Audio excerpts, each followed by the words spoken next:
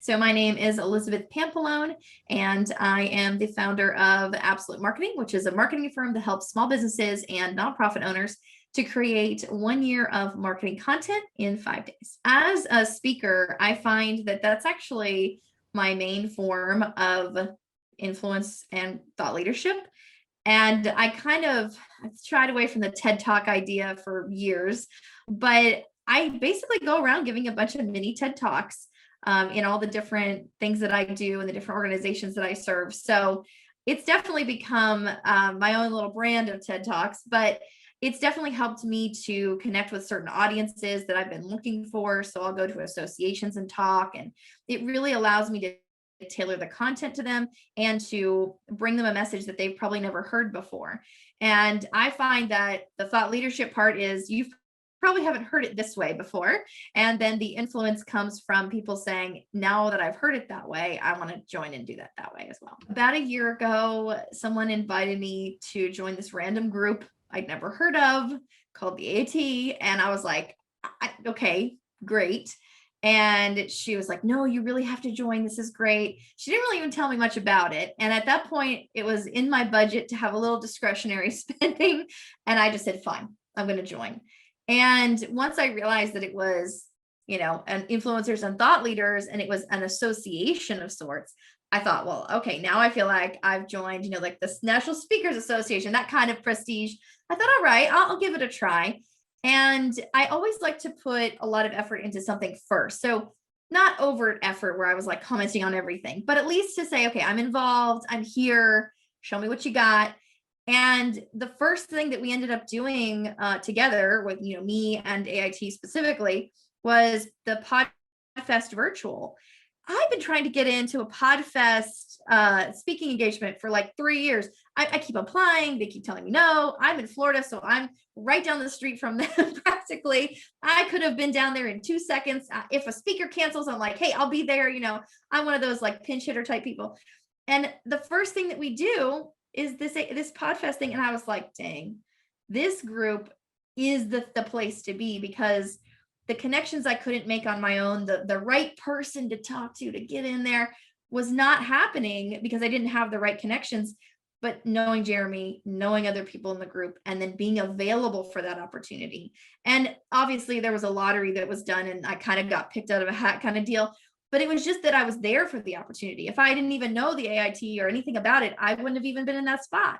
So being able to be there and be available for that opportunity was great. And to have this resource of connections, that it's not just a group that, they're all doing their own thing and they're here to kind of lord their knowledge over you. Everyone's there to like, hey, here's my group of connections. Do you need something here? So I really thought that that's probably one of the main reasons that I have stayed. And the reason that I would definitely renew my membership is because I already see the benefit of it, just by the fact that I'm a natural networker and I go out there and I'm talking to people and, shaking hands and all that stuff. And then there was these people that I didn't know that the AIT had connection to. So that's definitely one of the reasons that I joined and will continue to have a membership. I think it's about missing the connections. I think that a lot of times we get in a bubble and we think that we have all the connections we need. And it kind of keeps us, and we also think, oh, I'm a part of so many associations. I don't need to add anymore. I don't need to be involved with anything else. I'm trying to get enough out of these, 2 or 3 organizations as it is. And then what we don't realize is that we should be taking the opportunity to explore other things like the AIT. If we've never even heard of it, like I did, I was just like, let's do it. Let's try it. And then allowing that sphere of connection to come into ours and to connect with ours. Because I find that, before I joined AIT, I really was kind of within my own bubble, within my own circle. And as an adult, it is very difficult to make friends because we're not kids anymore. We don't do things the same way, and we're not involved in as many things because we have lives that we've already set up. We have spouses, we have dogs, we have kids, we have all these other things. We might have a business or several. And that can really take away from the time you spend meeting people, connecting with people. And then there's this other business networking aspect that you also have to meet people and connect with people, and it almost can become a chore. And so something like the AIT was different for me because I'm achieving my goal of business networking, but I'm also around like-minded people who are, have their ear to the ground for these speaking engagements and who are wanting to write books and, almost like what I wish my friends were doing. and some of my friends are in that stage and some of them aren't. And so I think that it's a great mix of, you don't have to go to want friends. It's not really what it's for, but I'm kind of hitting two of those things at once without really thinking about it or meaning to. And so I think that before I was also like thinking of everything as black and white. It's either business or it's personal, pick one or the other. But this is really a nice mix. And it's also, I think Jeremy makes it so welcoming and so laid back in a way, but it's not structureless, which I find a lot of groups, if they're too laid back, they're structureless. And then there's no point in me joining because it's just this free for all and no one's in charge. So he's in charge, but he's also leaving it a little bit loose where you're not like, oh my gosh, if I'm not there on time, if I miss one because I'm doing something else, I don't feel like I've missed something completely. So I definitely like that about it, that it's kind of this personal and business aspect, but more business, but still gets that little bit of that personal connection going. And then, like I said, also that structure, but also being a little bit laid back where you don't feel like you're in school, you're learning things, but you don't feel like you're, listening to a professor drone on and on. Since being a member, I think I didn't really have a huge expectation because I had no idea what it was. And so once I became a member and I started to see the things come out about what we were doing and what we could join and what we could, connect with, I think I've been more surprised than anything. And I think that's been great because not many people surprise me and not many organizations surprise me, because I feel like a lot of organizations are very much stuck in the dark ages because they've been run by older groups. They've been around since the 80s or such, and they have that older mentality, and they won't let the younger members bring the new fresh stuff in because they just get stuck in their ways and they don't let that turnover happen. And so then you have people who are running some of these organizations that are great organizations that are great for business, great for connecting and all that stuff, but they're run by people who are not in touch with what the current generation of business owners needs, wants, is looking for, and that kind of thing.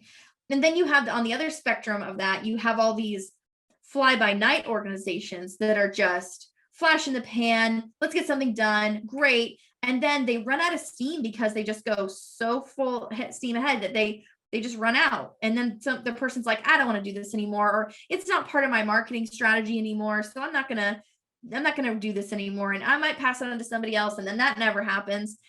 And so with this, I guess it's been several months. It's been over 6 months, I guess, maybe 8 months that I've been a member. And I feel like, I don't know, like it's not that, it's like a mix of both.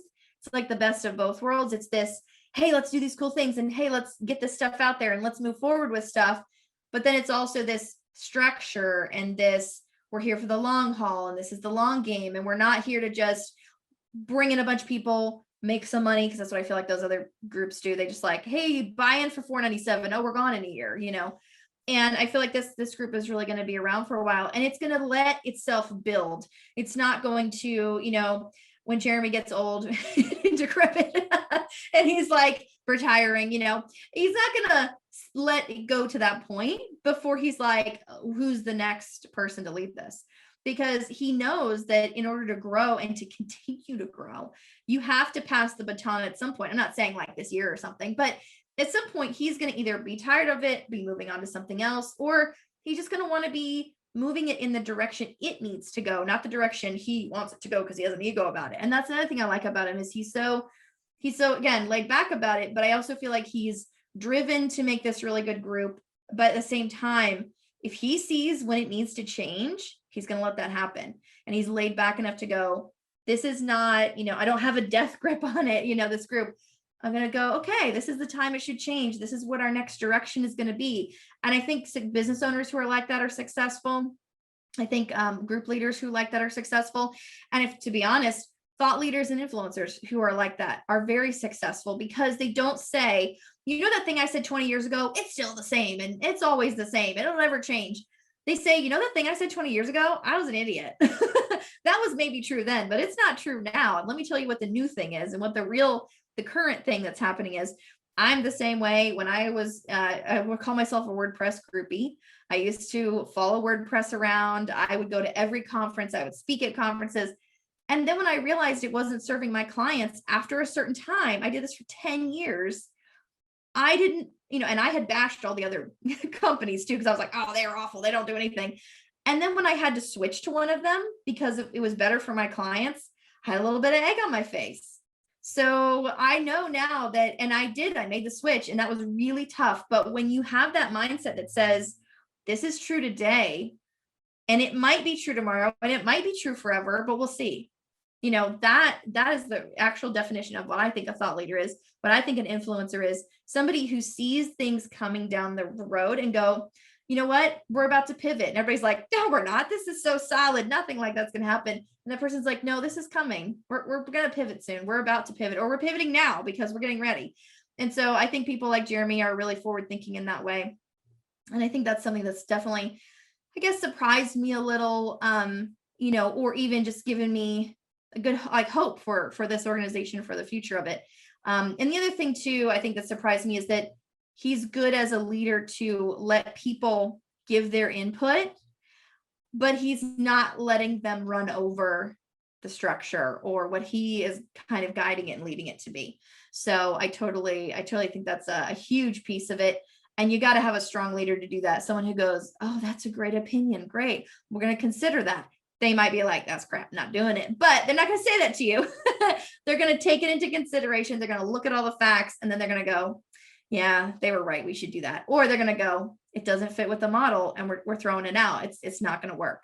So I think he's also got that as well, which is going to make for a good longevity of the organization. Hey, you can spout out that universal truth. And I find that a lot of times I repeat myself, not in the same call or something, but I am constantly repeating myself. If I'm on a podcast, I've said the same thing on 20 podcasts, and people still listen to them, even though they've heard the other 10. They'll listen to the other 10 because they need the repetition.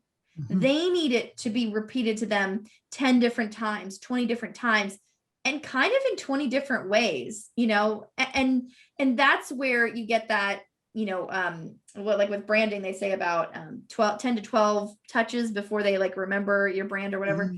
That's where they get that. And they go, when they're sitting down at their social media next time, they're like, you know what I should do? I should do that thing that I learned that they've had ingested, 10 times or 20 times. So it's definitely, I just, the Clubhouse thing has really gotten to me because I've never been able to be a presenter on one yet. And every time I try to do my own room, I don't have enough followers on there to make, a spit happen. So I'm just After joining AIT, I started to meet some of the different members. I knew one, of course, who had invited me, but I started to meet some of the other members through the networking events and some of the calls that Jeremy had set up. So that was really great. And one of the events that I went to was, I think the second or third one, I met Diane Bongino, which I think that's how you say her name. But anyway, Diane, she's a marketing type person. She talks a lot about some of the similar things I talk about, but she's been doing this a lot longer than I have. And she has red hair. And so I'm always saying I'm going to be her when I grow up, because it's just interesting for me, because a lot of times when you have moved so quickly forward in your career, you don't have a lot of mentors, or not necessarily mentors, but people that you can look at and go, that's where I'm going, right? Because you just kind of move along so quickly. There's not really time to stop and find those people. And so after joining AIT, I met Diane, and I was actually on her podcast, and I listened to her talk, and it was great. And I was like, I found this person finally that is kind of ahead of me in business. I think we can teach each other things, which I thought was great. When I was on her podcast, is that we kind of had this back and forth conversation, and also that she gets where I am, because I am kind of behind her in the years department, but also, like I said, that we can teach each other things, and she knows things about business that I haven't experienced yet. And I know things about marketing that's new and up and coming that she hasn't really looked into yet, and things like that. So I thought it was really great. And I think that with a lot of the members, I've been connecting with a few of them, but it's been something very interesting for me to kind of slow down a little bit and find some of those people. And that's why I mentioned that personal and business connection that we don't often get to have sometimes as business owners, because we're too busy running our businesses. Well, I know that PodFest, this is just something that's definitely coming up. PodFest is having their conference, and I know that AIT is going to be possibly having a room, a day, a little mini conference there. So I'm really looking forward to that. And hopefully I'll be able to be one of the people who's able to present there. That would be so awesome. And, just to represent AIT in that way, and share that with my audience as well. And so that's one of the things that I'm looking forward to. And I think just the other speaking opportunities that I know are going to come out of this, like it may be something off the wall that I never even would have thought of before, which would be fun and interesting. But I know it's coming, I know it's down the road somewhere, and I think that's something that is really special about this organization. Is the other organizations I belong to, it's maybe you'll get some interest for speaking engagement, or maybe you'll meet a person who has the right connection that's going to move you to that next thing you're looking for. But with this group, I just feel like it is that way. Like, I don't know when it's going to happen, but I know that it is going to happen. So I really like that about this group. I think the best person that should join the AIT would be someone who is willing to give and willing to engage, even if you don't feel like you have time, because when I joined, I was like, oh gosh, I don't know if I have time for this. But even though I'm a little behind in some of my replies to some of the comments that are in the forum, I definitely want to do it. So it's on my to-do list. It's one of those things that I try to make a priority and make sure that I'm actually getting to do these things and meet with these people or connect with these people. But it's one of those things that if you are looking to just make a quick buck and just get a few speaking engagements and like you're out, that's not this group.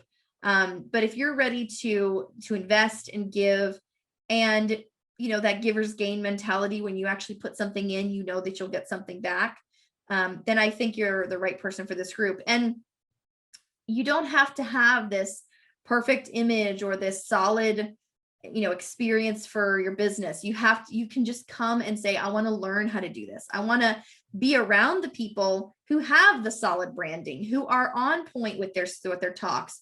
They know who they are. They know what they're about. They've been doing this for a long time, and kind of join or be around those people so that you can have that influence from them, because the influence and thought leadership doesn't just happen for us going out into the world, right? It happens within the group as well. So you don't have to have it all together to join, but you do need to have a little bit more of that giver mentality than the taker mentality. And definitely things will come back to you because of it. If you are sitting there thinking, oh my gosh, I don't know, it's another thing to pay for, another thing to join, more notifications, I would say first, go cut loose something else, because it's probably not serving you as much as you think it is. And then come back and join AIT, because I can tell you that there's something you're paying for, something you're doing, something you're putting time and energy and love into. And it could just be a Facebook group. Honestly, it could be one of those Facebook groups that just notifies the heck out of you, and you never have gotten anything from it. So go cut it loose and then come back over here and join AIT, because I don't know. It's just one of those things where you don't really know the benefit of it. You don't really know how good it's going to be for you unless you actually just join. And so I would say join for a year, give it 6 months, and even less time than that, you'll know that it's one for you.